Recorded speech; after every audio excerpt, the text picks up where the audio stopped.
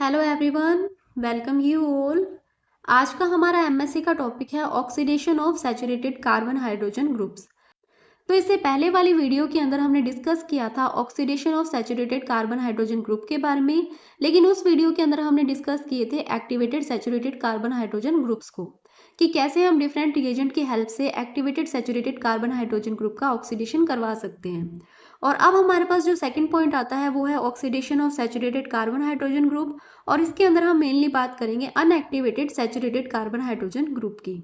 तो जब हमें अनएक्टिवेटेड कार्बन हाइड्रोजन ग्रुप का ऑक्सीडेशन करवाना होता है तो इसके लिए हमारे पास काफ़ी डिफरेंट मेथड्स होते हैं, जिसके अंदर हमारा जो फर्स्ट मेथड है उसमें हम क्या करते हैं, टर्शरी कार्बन हाइड्रोजन ग्रुप का ऑक्सीडेशन करवाते हैं, जैसे कि आपको यहाँ पर देखने को मिल रहा है।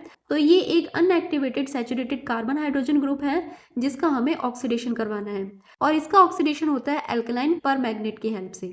तो यहाँ पर हम देखते हैं जो कंपाउंड है इसे हम लेते हैं और इसे ट्रीट करते हैं पोटेशियम पर मैग्नेट के साथ में इन बेसिक मीडियम या फिर एल्कलाइन मीडियम, जिसके बाद में क्या होता है, ये जो CH ग्रुप है ये डायरेक्टली कन्वर्ट हो जाता है COH ग्रुप के अंदर, यानी कि जो टर्शरी कार्बन हाइड्रोजन है वो डायरेक्टली कन्वर्ट हो जाता है एल्कोहलिक ग्रुप के अंदर, और आपको इस तरीके से प्रोडक्ट का फॉर्मेशन देखने को मिलता है।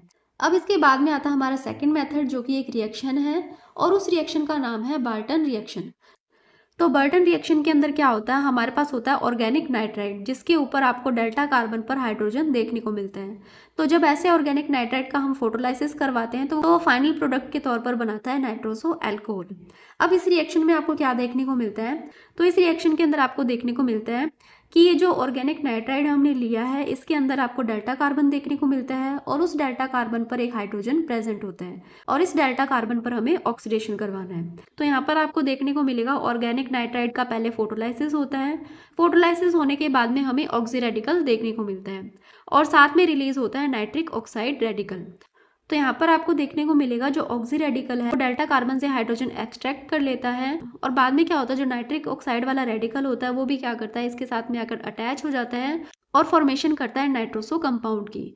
अब यहाँ पर अगर आपको डेल्टा कार्बन प्राइमरी और टर्शरी देखने को मिलता है तो नाइट्रोसो कंपाउंड क्या करता है, टोटोमेरिज्म शो करता है और कन्वर्ट हो जाता है ऑक्साइम के अंदर। बाद में हम क्या करेंगे, ऑक्साइम को ट्रीट करते हैं H2O के साथ में एसिडिक मीडियम के अंदर, तो वो फाइनल प्रोडक्ट बनाता है नाइट्रोसो एल्कोहल।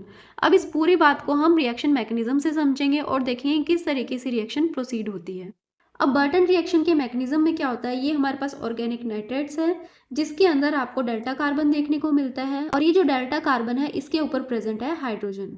अब यहाँ पर क्या होता है, जब हम इस कंपाउंड का फोटोलाइसिस करवाते हैं तो ये जो ऑक्सीजन और नाइट्रोजन के बीच में जो बॉन्ड है इसका होमोलाइटिक क्लीवेज होता है और फॉर्मेशन होता है रेडिकल्स का, जिसके बाद में आपको कुछ इस तरीके के कंपाउंड देखने को मिलते हैं, और यहाँ पर आपको रेडिकल देखने को मिलते हैं।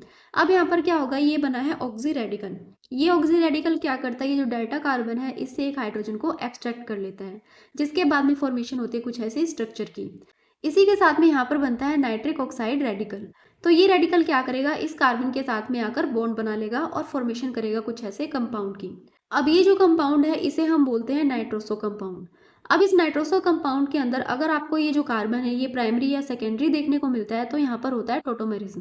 तो यहाँ पर आपको देखने को मिल रहा है ये जो कार्बन है ये सेकेंडरी कार्बन है, तो ये जो कंपाउंड है ये शो करेगा टोटोमेरिज्म, जिसकी वजह से क्या होता है, जो नाइट्रोजन और ऑक्सीजन के बीच में डबल बॉन्ड है वो उठकर कार्बन और नाइट्रोजन के बीच में आ जाते हैं, और कार्बन पर लगा ये जो हाइड्रोजन है ये जाकर इस ऑक्सीजन के साथ में अटैच हो जाता है, और आपको टोटोमराइजेशन के बाद में कुछ ऐसे प्रोडक्ट का फॉर्मेशन देखने को मिलता है, और ये जो है इसे हम बोलते हैं ऑक्साइम। अब ये जो ऑक्साइम है इसको जब हम ट्रीट करते हैं H2O के साथ में एसिडिक मीडियम के अंदर, तो आपको कुछ इस तरीके से प्रोडक्ट देखने को मिलता है जो कि है नाइट्रोसो एल्कोहल। तो इस तरीके से रिएक्शन मैकेनिज्म चलता है बार्टन रिएक्शन में।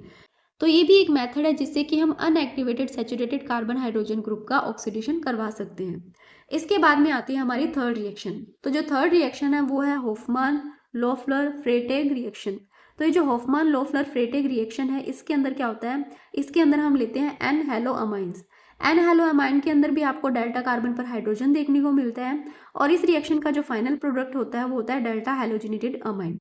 अब इस रिएक्शन के अंदर भी आपको ऑक्सीडेशन अनएक्टिवेटेड डेल्टा कार्बन पर देखने को मिलता है जिसमें कि हाइड्रोजन प्रेजेंट होता है। तो अब हम इस रिएक्शन का एग्जांपल भी देख लेते हैं। तो हमारे पास शुरू में जो कंपाउंड है वो है एन हेलो अमाइंस। जब हम इसे ट्रीट करते हैं एसिडिक मीडियम के अंदर तो ये फॉर्मेशन करता है डेल्टा हेलोजिनेटेड अमाइंस का। इसके बाद में आपको ये वाली भी रिएक्शन देखने को मिलती है जिसके अंदर जो हाइपो हैलाइड्स है वो भी सिमिलर रिएक्शन शो करते हैं और फॉर्मेशन करते हैं कुछ इस तरीके के प्रोडक्ट का। फिर इसके बाद में आता है हमारा फोर्थ पॉइंट जो कि है selective oxidation of hydrocarbon by chromium 4। तो यहाँ पर हम क्या करते हैं, हाइड्रोकार्बन का सेलेक्टिव ऑक्सीडेशन करते हैं with the help of chromium 4। तो यहाँ पर आपको देखने को मिल रहा है एग्जाम्पल के अंदर हमारे पास सिस डेकालीन है। इस सिस डेकालीन का हमें ऑक्सीडेशन करवाना है और ऑक्सीडेशन के लिए हमने रिएजेंट लिया है H2CrO4। यहाँ पर हम टेम्परेचर रखते हैं 8 डिग्री सेल्सियस और टाइमिंग है 30 मिनट, जिसके बाद में फॉर्मेशन होता है इस तरीके के प्रोडक्ट का। तो यहाँ पर सिस डेकालीन ऑक्सीडेशन शो करके फॉर्मेशन करती है अल्कोहल का, जिसकी रिएक्शन आपको यहाँ पर देखने को मिल रही है। तो ये था आज का हमारा वीडियो जहाँ पर हमने डिस्कस किए कि कैसे हम unactivated saturated carbon hydrogen group का ऑक्सीडेशन करवा सकते हैं। तो इस वीडियो के लिए इतना ही। आई होप आपको वीडियो अच्छा लगा होगा। अगर वीडियो अच्छा लगा तो चैनल को सब्सक्राइब करें, इसी के साथ में वीडियो को ज़्यादा से ज़्यादा शेयर करें और लाइक करें। Thank you.